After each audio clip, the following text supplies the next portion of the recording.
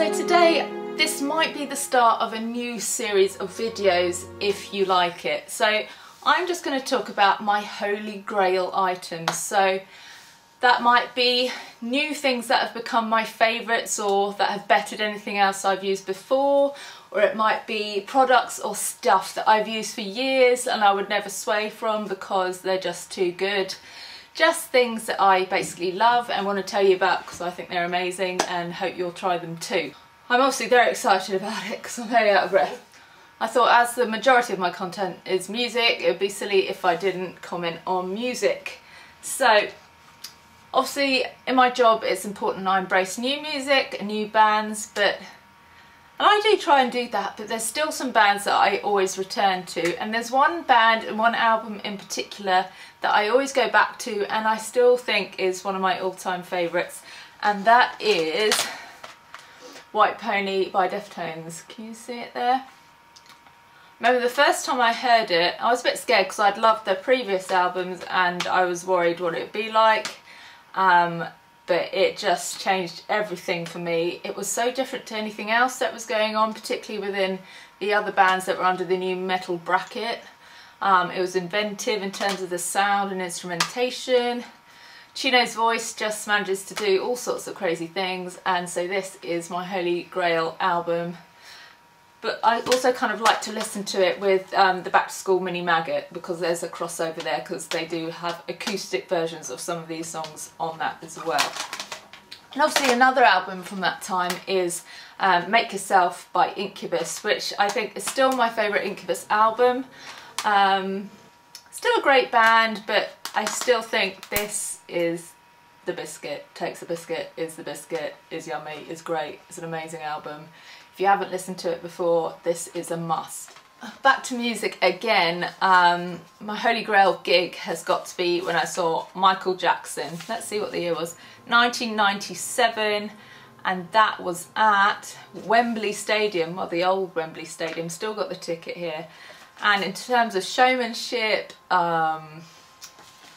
it's just a spectacle, and obviously he's got so many amazing songs, you can imagine how awesome it was. And also, you can't go wrong with seeing Slipknot live. I've still got my ticket here from Sunday the 5th of March, the year 2000 at Brixton Academy, and it was signed, I can't actually remember now whether it was signed by Sid or his dad, but yeah, that was a life-changing gig actually. First crowd surf, parents were terrified about me going. I think gigs like that are what make you want to go into the industry because they just, you know, they're so like, it was shocking, it was visceral, it was aggressive, it was loud, it was boisterous, it had everything. I just loved it. On this Holy Grail segment, I'm not going to talk about the films that I think are the best films of all time or whatever, but I'm going to talk about those films that you watch when you don't want to think, the films that kind of take you back to your youth. You've watched them a million times and you can just throw them on and not have to concentrate because you know what's happening and you know what's coming. And they're films like the Indiana Jones series, can't go wrong with that, and Harrison Ford in his heyday, oh wow.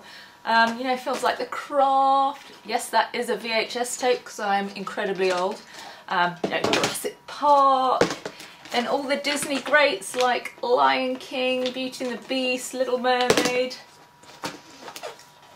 Labyrinth, and I must point out I think David Bowie was my first proper crush. I don't know what it is, whether it's the tight leggings, the makeup, the eyebrows, the fact he's a little bit evil, I don't know, but loved him. Goonies, Three Men and a Little Lady, which in my opinion is better than Baby, and I literally know the script of that off by heart. And then of course My Girl, which still makes me cry like an absolute baby.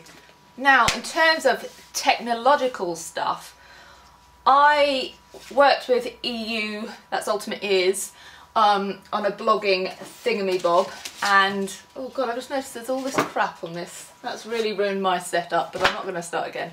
I worked with EU Boom, and when I worked with them they gave us some of their products to keep and try out, and I just love them. The sound quality is amazing. You can literally throw them.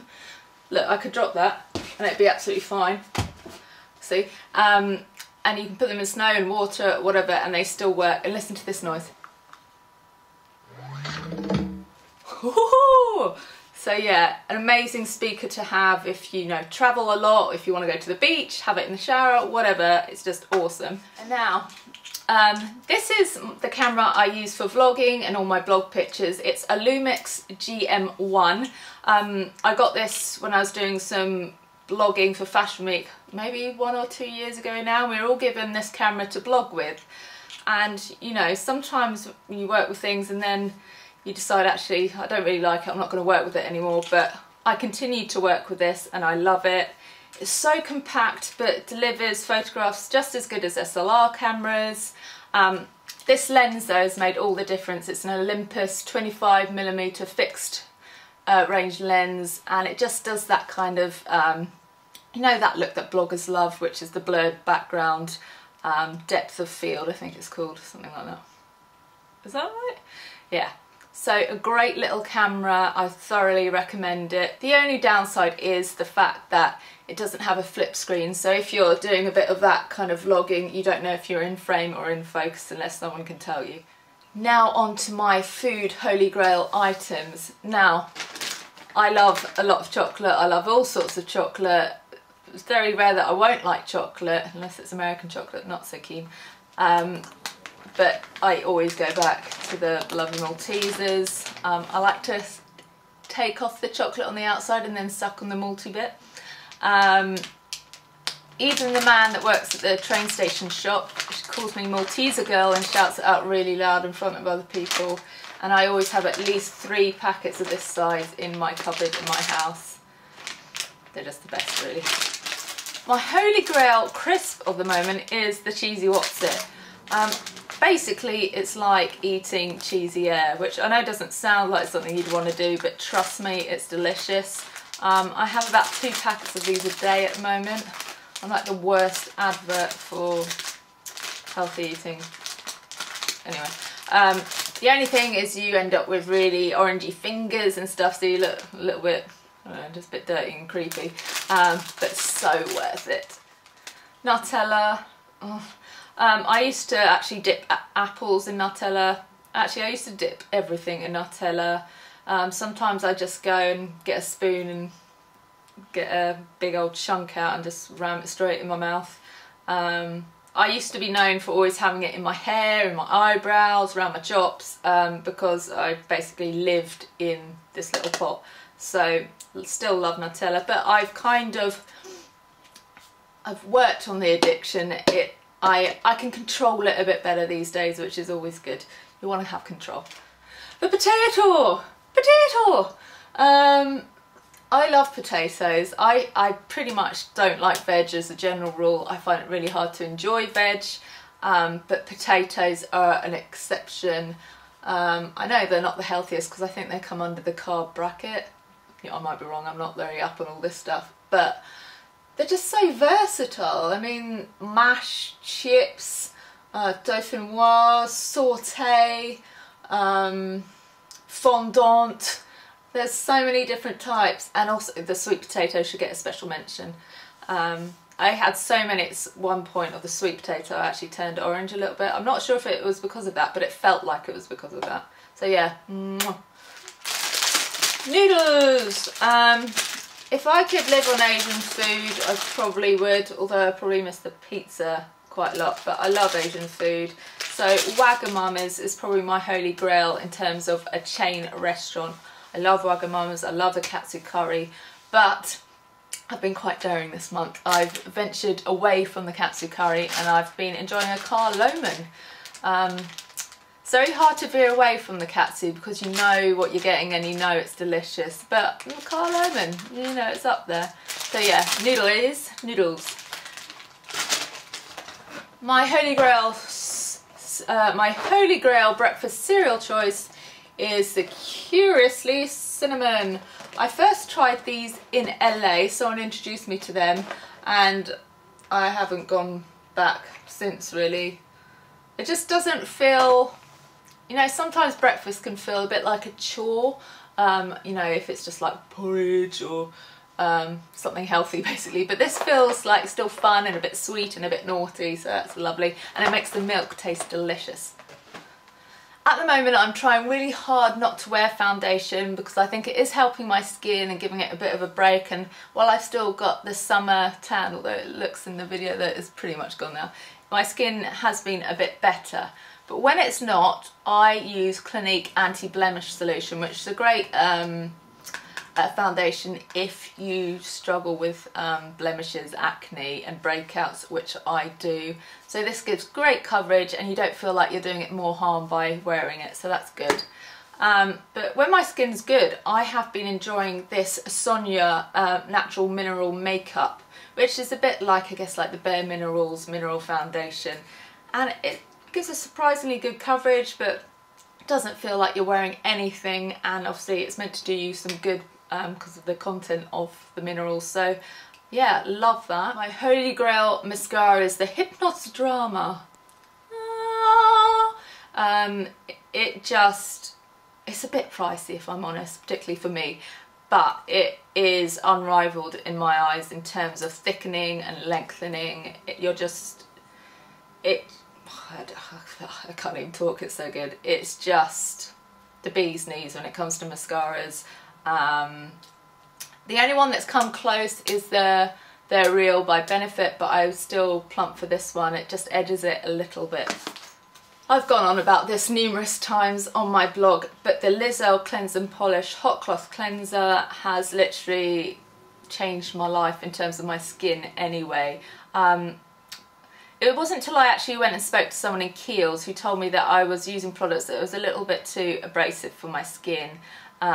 So I needed to find something that was less exfoliating. So it's not something that's got those obvious scrubs in it, but something that still does the job without being so harsh. And I think I got a sample of this, and then after that I was addicted. So basically you put this on your skin with your makeup on and everything, just rub it in, massage it in, and then you wipe it off with a hot cloth, and it literally takes everything off, every bit of makeup, every bit of whatever's on your face, Nutella for instance, and you just feel very clean, but you don't feel all red and like you've ripped off layers of skin afterwards, and I had much less spots after using this. This is a new product that I only got through a blogging job recently, because I'm not really a bronzer sort of girl, I'm more of a blusher person, but I tried this Hoola by Benefit, which I know is like an old product that all the bloggers use, and I was sceptical, but it is lovely, and the reason I think I like it is because it's matte. I find glittery bronzers tend to cling to like the bumps on my skin and the spots and the blemishes and kind of show them off a bit more, but this one just adds like a bit of sharpness to your cheekbones and contouring action. Just really nice, but obviously usually a bit out of my price range. This is all the YouTuber Amanda Hendricks' fault, because I saw on her channel she had tried it, and then I tried the one that's suitable for my eyes, which is called Amber Haze.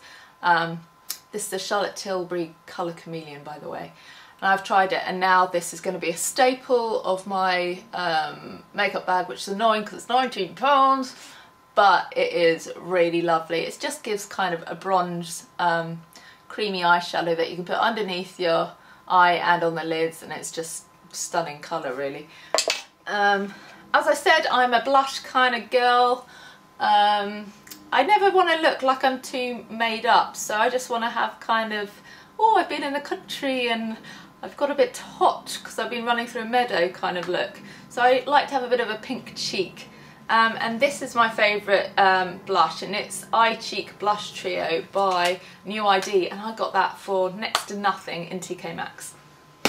In terms of looking after my hair, I use a Wella Professionals Oil Reflections, and it's got macadamia oil, avocado oil and vitamin E, and I just put this through the ends when it's wet, so when I'm styling they're just a bit looked after and they don't get so straw-like and dry, although today I'm looking a little bit dry. Need to up the usage of this puppy, I think. I'm literally so angry that I'm putting this in this video. This is one of the products that all beauty bloggers rave on about, and I've always thought there's some conspiracy, like they're all sponsored by the brand or they're all getting paid gazillions to say it. But as part of a bit of blogging work, I got the Naked 2 Urban Decay. So it's not the most recent one, it's the second one. And I've been using it over the last week or two. Oh, and I really love it. I particularly like Half Baked, Chopper and YDK. They're just really beautiful, kind of neutral colours, but also can be evening-y because some of them have metallic particles in them. And it's just really nice, and I love the brush. I love it feels really substantial and weighty, the case. That said, if I hadn't got it through work, I would feel not quite right about spending £38 on eyeshadows, even though you do get your money's worth. I just don't feel right spending that sort of money on it. That said, it is lovely. My go-to bit of jewellery, the jewellery piece that probably gets the most wear out of anything I own, is this necklace from Empty Casket. It was only £8, but it's like weighty, it's heavy, and it seems really pretty good quality, and I just get the most comments when I wear this. It's kind of edgy because it's a claw, and it's just a statement piece, and it just kind of elevates any plain normal outfit, and I love it. This isn't a specific item, but it's one of my holy grail fashion items, and that is the beanie, and most prominently it has to be a slouchy beanie. Ooh. Slouchy beanie like that, so it has to have a bit of give like that. I don't know why, but they've been my trusted friend for so many years, probably because, well, I know why actually. I used to want to have something that clamped down my hair to my face to cover up my acne on my cheeks, so a hat would do that, and also because I'm a bit crap at washing my hair. I don't like to do it too often because I'm quite lazy, so a beanie is like a saviour. And it's just nice and cosy. So yeah, beanies for the win. Yes, designer bags are beautiful, and if I had money I might treat myself to one now and again. But I don't know whether it's because I'm getting older or I am just a bit older, but I think more about, you know, comfort, practicability and that sort of thing these days. And so rucksacks tend to be my bag of choice. Obviously I have to work at festivals, so you want a bag that you can put all your bits and bobs in, so your waterproof jacket, my camera, all my notes for my interviews, that sort of thing, snacks. So this is the best way of carrying it around all day without getting, you know, wonky and like sore shoulders and stuff. And Eastpak is my company of choice. I've got about 5 Eastpak bags now. Always do the job, they last really well, and they've got some really nice designs. They've done some collabs with designers as well. So yeah, my holy grail shoes are these ones from Topshop. They've had a lot of comments, even from boys actually, who have thought they're Doc Martens. They took a little bit of wearing in, admittedly, but now they're really comfortable. And they've got that balance of being stylish but totally functional, and they work great for festivals. But you know, you can also wear them, you know, for fashion events as well. So they're kind of a great all-rounder and a really good purchase, and they were from Topshop. Oh, so my holy grail trainer is, well, used to be the Nike Blazers. I was obsessed with these. Went through a phase, as you can see, where I bought a few pairs, and I don't get me wrong, I still love them aesthetically, but they're a bit of a nightmare to put on my feet. So then I went on to Air Max styles. So my favourite shoes are these Liberty print ones. Can you see there? I love that the little pop of neon on the tongue. They're super comfortable. Because the print's so small, it kind of goes with a lot of things, so love them. But I've got a feeling my holy grail is going to change again very soon, because I think I'm returning to my youth. I'm going to buy some Adidas again. When I was a teenager, because of Limp Bizkit, because of Korn, because of Deftones, I was wearing Adidas shells and they've come back in, and I'm like itching to get back into Adidas shells or gazelles, so that might happen soon. My fail-safe, if I don't know what to wear, I'm feeling a bit, can't be bothered to think of what to wear, I always go for a band t-shirt or something like that. And my go-to one is this Bruce Springsteen, Born in the USA. It's such an iconic image, it's so classic, and this has been quite lived in, so it feels super comfortable to wear. Oh, love it. Not much more I can say about that. For anyone else that likes to draw either for their work or for just for fun or relaxation, because it is really great for relaxation, that's why these colouring books are all the rage at the moment, I wanted to tell people about my favourite fine liner pen. I've noticed on Instagram when people ask, you know, artists on there what pen they're using, some of them are very secretive about it. I don't know why. But the best I've found is Pigma Micron range. I just find this is great for precision. It just seems to be a little bit more precise. That's what precision means. If you've got very intricate work or work that requires a lot of small dots or anything like that, then I would thoroughly recommend these pens. Now obviously nail polish is a bit of a seasonal thing because, you know, some colours are more suited to sunny weather and some are more to winter clothes and stuff, but Essie I think wins as my favourite nail brand. I like the formula, it just seems to go on really nicely and seems to last quite well. And my favourite colour is, I always call it the wrong name. Oh, here it is. Bikini Sotini, which is just an adorable name anyway. I love the names, they're just a bit random, like me. It's kind of makes a statement, but it's still feminine and it's still girly and it's still pretty. So it's kind of a nice balance if you don't want to go for the normal pinks and the normal peaches and normal reds, but you don't want to be too wacky. So yeah.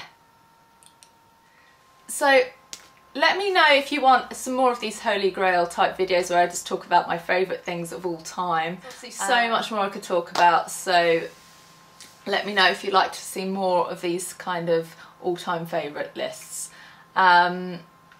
As you know, film and music are my passions really, so I was thinking maybe doing some videos on perhaps music that's changed my life in different ways, or the music I turn to for different things, maybe the music I grew up on, so let me know if any of those are of interest.